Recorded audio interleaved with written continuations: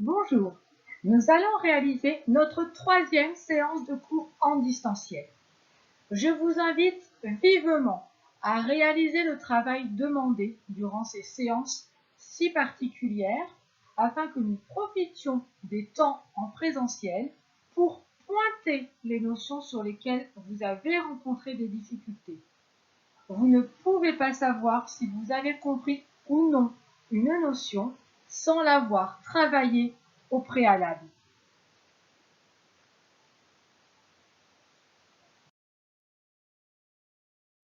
Pour cette séance, vous aurez besoin de votre porte-vue, de votre chapitre 3, comment les agents formalisent-ils leurs relations, de la page 53 à la page 74 inclus de votre manuel, de votre trousse, de votre bloc-notes pour y noter toutes vos éventuelles questions auxquelles je répondrai lors de la séance en présentiel et de votre lexique.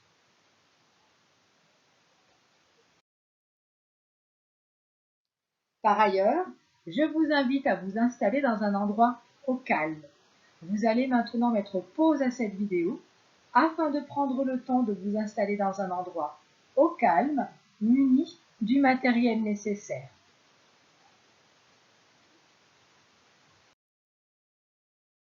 Nous allons poursuivre le travail afin d'avoir de nouveaux éléments nous permettant de répondre à la problématique « Comment les agents formalisent-ils leurs relations ?»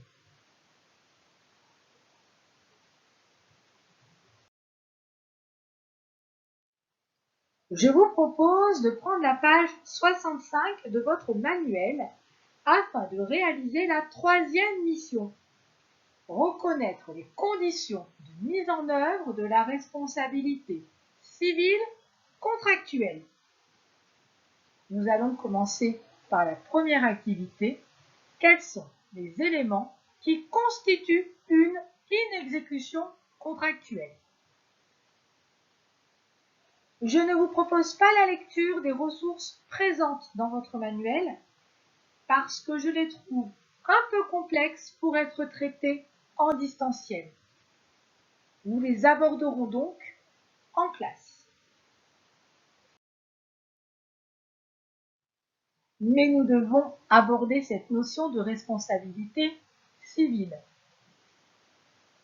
La responsabilité civile est l'obligation faite à une personne de réparer le dommage causé à autrui.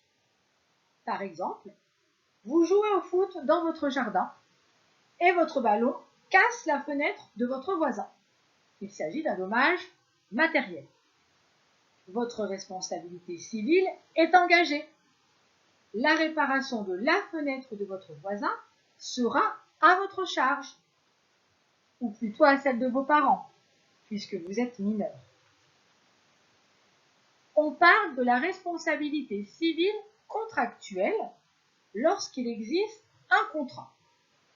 La responsabilité est engagée quand une personne partie au contrat n'a pas totalement ou n'a que partiellement exécuté les obligations nées d'un contrat, ou si elle l'a exécuté avec du retard.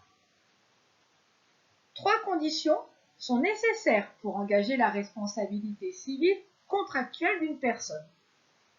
Première condition, il doit y avoir l'existence d'un dommage ou d'un préjudice, qu'il soit matériel, moral ou corporel.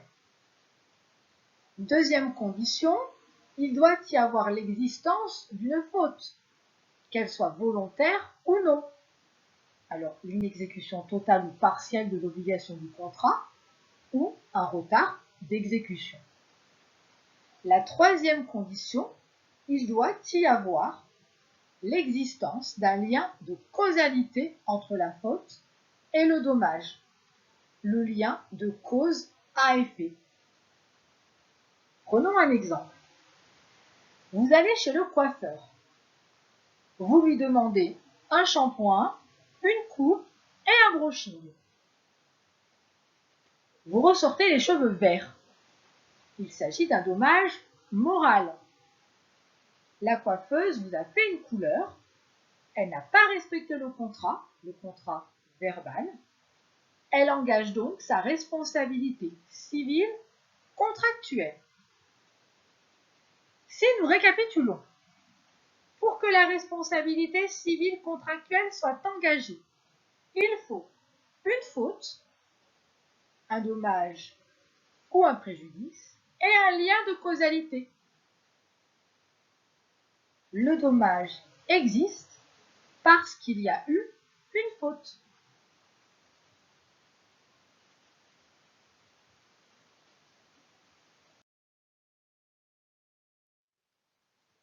Je vais maintenant vous laisser répondre à la question 1. Indiquez dans le tableau ci-dessous les éléments de l'inexécution contractuelle correspondant à chaque situation proposée.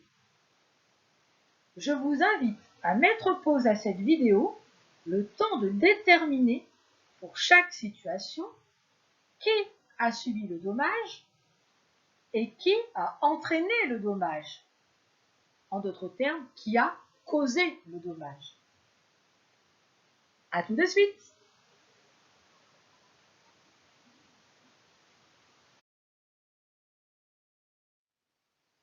Vous êtes de retour? Poursuivons avec la seconde activité. Quelles sont les conditions de mise en œuvre de la responsabilité civile contractuelle? Nous abordons dans cette activité la notion de dommages et intérêts. Les dommages et intérêts. Il s'agit de la compensation financière à laquelle peut prétendre une personne qui a subi un dommage. La réparation qui s'opère par équivalent se fait par le versement d'un capital ou d'une rente. Ce sont des dommages et intérêts. Alors, un capital est une somme versée en une seule fois, alors que la rente est une somme versée en plusieurs fois. Elle sera par exemple versée tous les mois ou tous les trimestres.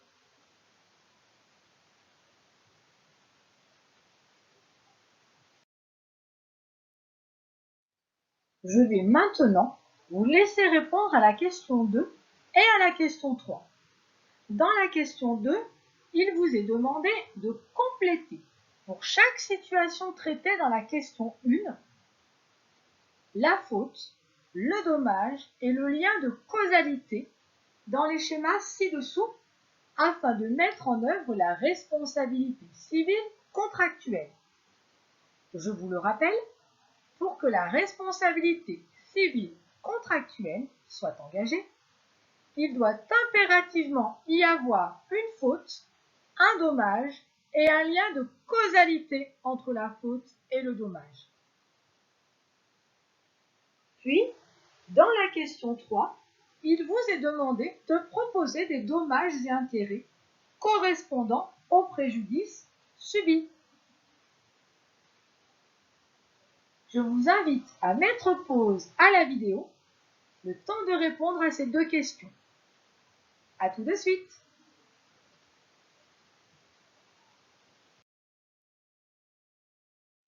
Vous êtes de retour? Faisons le point. La responsabilité civile contractuelle d'une personne physique ou d'une personne morale est engagée lorsque cette personne n'a pas exécuté une obligation résultant d'un contrat ou qu'elle ne l'a exécutée que partiellement ou qu'elle ne l'a pas exécutée conformément à ses engagements prévus au contrat.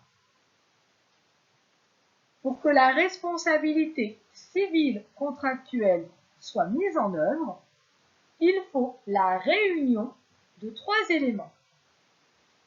Une faute, un dommage et un lien de causalité entre la faute et le dommage.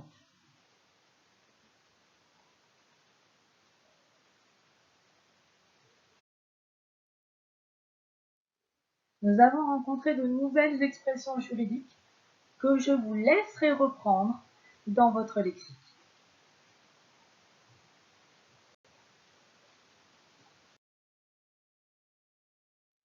La séance de cours en distanciel est maintenant terminée. J'espère que tout s'est bien déroulé. Je reste à votre disposition via la messagerie de l'ENT.